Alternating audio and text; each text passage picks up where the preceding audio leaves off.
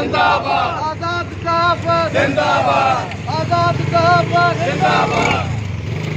गुंडागर्दी मुर्दाबाद बंद करो गुंडागर्दी बंद करो दहशतगर्दी बंद करो मानू मारण बंद करो मानू मारण बंद करो मानू मारण बंद करो साजी मारण बंद करो दादाजी बंद करो करी मथे सरकार दोस्त मिठा दिलदार आलम सब आबाद करी बदकिस्मती सां जे खिते में जे इलाके में जे सूबे में जे वतन में रहूं पा उनजो नालो सिंध आहे ऐं सिंध में गुज़िरियल 14 साल खां पाकिस्तान पीपुल्स पार्टी जी हुकूमत आहे। उहा पाकिस्तान पीपुल्स पार्टी जंहिंजो क़याम जंहिंजो वजूद अवामी राय जी आज़ादी मीडिया जी आज़ादी अवामी हक़ ते रखियल हुई, पर उहा पीपुल्स पार्टी अॼु दहशतगर्दनि चोरनि ढाड़नि जी यार पार्टी बणिजी वई आहे। सिंध में पाकिस्तान पीपुल्स पार्टी जी हुकूमत जानी बुझी ढाड़ल रज़नी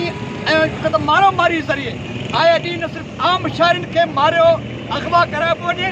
पर हाणे साफ़ हिते बि कूड़ा केस आया ॾींहुं दाख़िल थियनि था। न सिर्फ़ु केस दाख़िल कया पिया वञनि, पर हाणे साफ़ जो कतलेआम बि शुरू थियो आहे। जिंदाबाद अजय लालवानी जे कातिलनि ते कुछ महीना अॻ में कुछ अर्सो अॻ में अज़ीज़ मेमन मेहरापुर जो सहाफ़ी इन करे मारियो वियो जो हुन पीपुल्स पार्टी जे ख़िलाफ़ ॿ टे स्टोरियूं ठाहियूं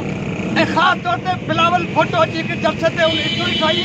जंहिं स्टोरीअ में उन्हनि औरतुनि खे ॾेखारियो वियो जिन औरतुनि खे 200 खां 500 केॾा केॾा वोटार ॾेई करे उन्हनि खे जलसे में वठी वञनि। उन स्टोरी ठाहिण सज़ा में मेहरापुर जो अज़ीज़ मेमन बेदर्दी सां मारियो वियो। अॼु बि हुनजो मुख्य कातिल सॼा पाकिस्तान पीपुल्स पार्टी जे वज़ीरनि ऐं मशीरनि जे बंगलनि में आशिबु करे अजीज जे कातिलनि खे गिरफ़्तार कयो अजीज जे कातिलनि खे गिरफ़्तार कयो। अजय लालवानी खे बि इन करे मारियो वियो आहे जो पीपुल्स पार्टी जो हिकिड़ो गुंडो जेको ख़ुर्शीद शाह जेको सखर जो न सिर्फ़ु चुको त गुंडो आहे बल्कि बदमाश ऐं उतां जो फिरौन पहुची चुको आहे जंहिंखे पीपुल्स पार्टी जे सिंध हुकूमत जी हिमायत हासिल आहे छाकाणि त हू सभ खां वधीक पीपुल्स पार्टी जो गुंडो आहे। उन पीपुल्स पार्टी जो गुंडो जेको नए जे केसनि में अरबन खरब पंहिंजी करप्शन में गिरफ़्तार पाण खे बीमा ॾेखारे करे NICB जे अस्पताल में दाख़िला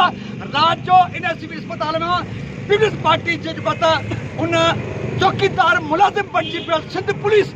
जी सरपरस्ती में हू उन NICB खां निकिरे थो ॿाहिरि अयाशू करे थो पंहिंजा फार्म हाउस घुमे थो। जॾहिं हू अयाशू करण लाइ ऐं पंहिंजा फार्म हाउस विज़िट करण लाइ घुमण लाइ जॾहिं सालेपुर जे इलाइक़े में वञे थो त अजय लालवानी जहिड़ा बहादुर नज़र सहाफ़ी उनजी जेको त फोटेज ठाहिनि था उन फोटेज ठाहिण जी सज़ा में ख़ुर्शीद शाह जा गुंडा उनखे सरेआम गोलियूं हणे मारे छॾीनि था। मां सम्झां थो इन क़तल में अज़ीज़ मेमन खां वेंदे अजय लालवानी जे क़तल में सिंधी सही पीपुल्स पार्टी ऐं सिंध हुकूमत इनवॉल्व आहे। तंहिं करे असां पीपुल्स पार्टी जी क़यादत या पुलिस जे कंहिं बि इंक्वायरी ते बिलीव नथा कयूं छाकाणि त सिंध हुकूमत सिंध पुलिस पीपुल्स पार्टी जी आलाकार बणिजी चुकी आहे। असांजे क़तल जे पुठियां सिधा सवा हथ पीपुल्स पार्टी जी क़यादत चाहे सिंध हुकूमत चाहे। तंहिं करे जुडिशियल इंक्वायरी के सेशन जज जी निगरानी में के हाई कोर्ट जे जज जी निगरानी में जुडिशियल इंक्वायरी क़ाइमु करे इंक्वायरी करे वञे त सभु अच्छा ऐं कारा ज़ाहिर थींदा ऐं असांजा कातिल पीपुल्स पार्टी जा वज़ीर बशीर ऐं नुमाइंदा ज़ाहिर थींदा।